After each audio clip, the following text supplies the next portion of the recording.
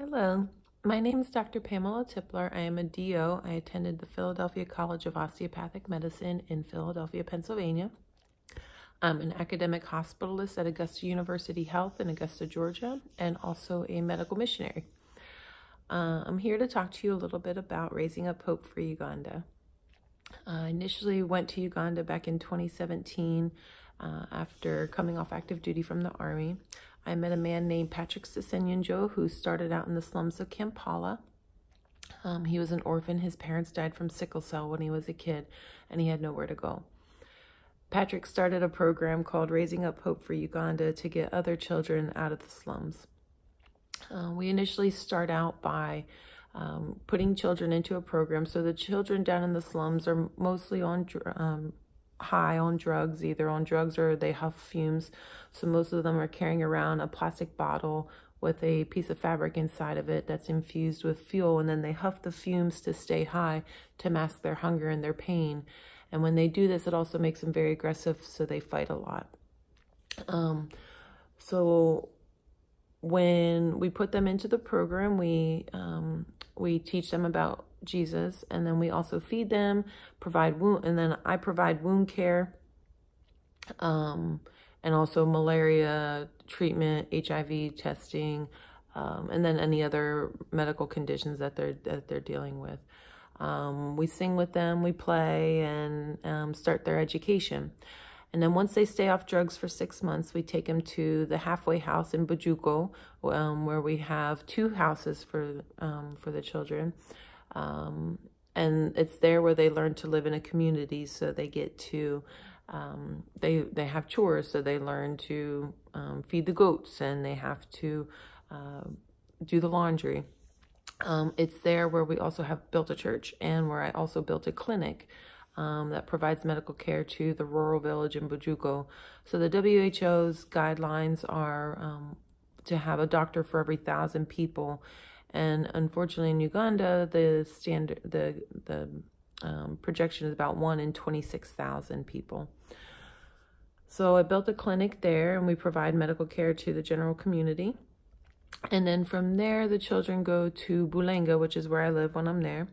We have 3 orphanages, and it's there where the children get sponsors to provide their education. So we built a nursery and primary school in Bulenga, and the children all get to go there. And that school also provides for the other underprivileged children in Bulenga. The sad thing about this whole thing is, these children are either left abandoned by their families, or they were burned alive, or they were being beaten, or some of them are just orphans from their parents dying from disease, mostly HIV and sickle cell. They have nowhere to go, so they ended up going to the streets. And the police have been trying to get more people off the streets, but not in a healthy way. So they take the children and they beat them, and they throw them into a truck, and they take them to jail without ever putting them on trial for anything. They never get charged with anything, so they're just thrown in jail for no reason whatsoever. There are no toilets inside the jails, and so they're left to defecate and urinate in a bucket. And when it gets too full, the guards just brush them away and say, go clean that. And sometimes they're left there for the rest of their lives, and because they have no parental guardianship, then we can't really get them out of prison. So, and one of the times when I was there, they took a bulldozer to one of the buildings that our children were hiding in and killed some of our kids. So we decided to come up with this grand caper to take children that were still on drugs straight off the streets. And we took 16 kids straight off the streets, we bathed them, and then we ran around the slums buying clothes and shoes, and threw them in a van and took them out to Bujuko while they were all still high. I opened up the clinic, and I did malaria testing, HIV testing, treated any wounds, and then did full physical exams on these kids. We played with them that day. We did basketball and football or soccer. And then we took them into the church, and we talked about why we were doing what we were doing. And then said, what is it that you want? And they're like, and you could just see this light in their eyes all of a sudden, and the excitement that came across them. And they just said, I want to go to school. I want to be a pilot. I want to be a chef. I want to be an ambassador. And you could finally see this light and this hope in their eyes, which was just the most amazing thing in the world. And there's no words that can describe how that makes you feel. And that was literally the best day of my life. The next 2 days were a little rough because they were all withdrawing from drugs. But we managed. And then, but by the end of the week, these kids that were once fighting each other to survive, fighting each other to get food, anytime they got their hands on a piece of clothing, they would tuck it away and hide it from anybody and then run, just because these were things that they were needed. They were trying to fight for their bare necessities. I brought cookies and candy to them on Thursday and Friday, and you know, they would, when I handed them the cookies, they insisted that I take a bite first, and I was like, no, that's your cookie. And they insisted that I take a bite.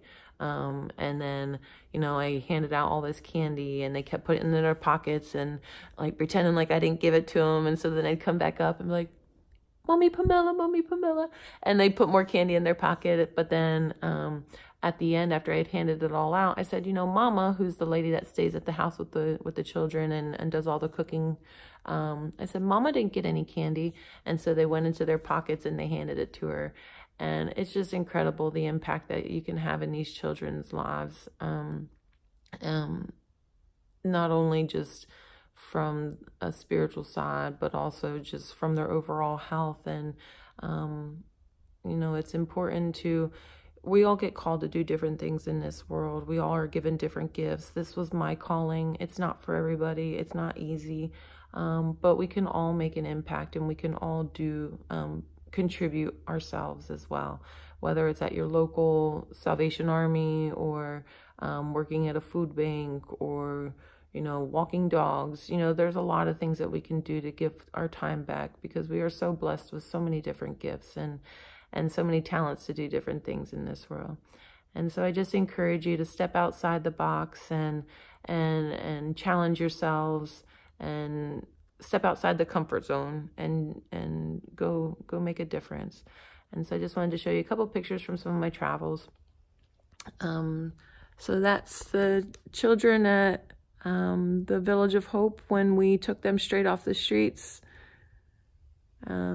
This is after doing a mass deworming in the one village. This is Henry. He's one of my sponsor children.